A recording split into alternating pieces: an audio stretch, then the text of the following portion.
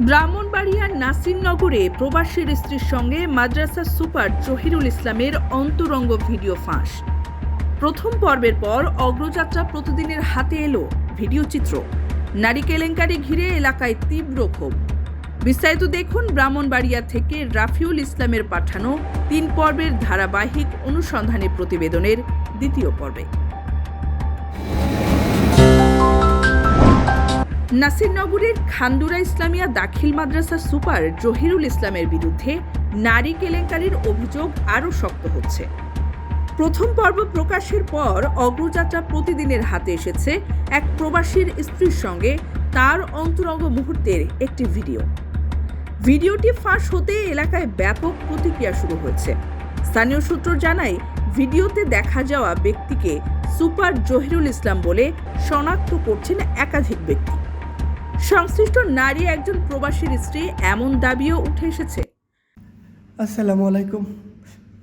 আপনারা অবগত আছেন, নাসিরনগর থানার বাসীরা আজ কয়েকদিন ধরে সুপারিনটেন্ডেন্টের সাথে একটি মহিলার ভাইরাল হয়েছে। সেই মহিলা হচ্ছে আমার স্ত্রী। এই সুপারিনটেন্ডেন্ট অনেক মহিলার জীবন নষ্ট করছে, অনেক মানুষের সংসার ভেঙে ফেলছে। আমার সংসার তো সে ভেঙে ফেলছে। সে চাকরির প্রলোভন দেখিয়ে তার সাথে একাধিকবার অনৈতিক মিলন করছে। ইতিমধ্যে আপনারা ভিডিওতে দেখেছেন।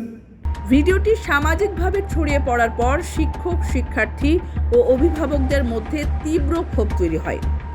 তাদের ভাষায়, একজন শিক্ষা প্রতিষ্ঠানের প্রধানের এমন আচরণ প্রতিষ্ঠানের নৈতিকতা ও বিশ্বাসযোগ্যতাকে প্রশ্নের মুখে ফেলেছে। নারী কেলেঙ্কারির অভিযোগের পাশাপাশি সুপারের বিরুদ্ধে দীর্ঘদিনের আর্থিক অনিয়ম ও প্রশাসনিক দুর্নীতির অভিযোগও নথিভুক্ত রয়েছে।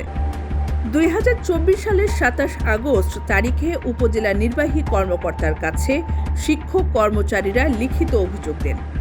অভিযোগপত্রে বলা হয়, প্রায় 14 বছর ধরে আয় ব্যয়ের হিসাব কমিটির কাছে উপস্থাপন করা হয়নি। মন গড়া রেজুলেশন তৈরি করে স্বাক্ষর জালিয়াতির অভিযোগ রয়েছে। শিক্ষকদের কাছ থেকে বিভিন্ন খাতে অর্থ আদায় করে তা আত্মসাৎ করা হয়েছে। অভিযোগে আরও উল্লেখ করা হয়, করোনার সময়ে শিক্ষকদের কাছ থেকে নেওয়া অর্থ ফেরত দেওয়া হয়নি। মূল সনদ ও নিয়োগ সংক্রান্ত কাগজপত্র জিম্মি রেখে নষ্ট করা হয়েছে। প্রভিডেন্ট ও কল্যাণ ফান্ডের টাকা আত্মসাৎ করা হয়েছে।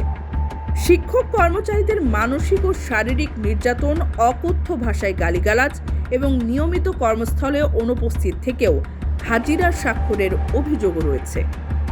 শিক্ষকরা বলছেন, নারী কেলেঙ্কারির ভিডিও সামনে আসায় আগে ওঠা অভিযোগগুলো আরও বিশ্বাসযোগ্য হয়ে উঠেছে। তাদের দাবি, এসব ঘটনায় মাদ্রাসার স্বাভাবিক শিক্ষা পরিবেশ ভেঙে পড়েছে।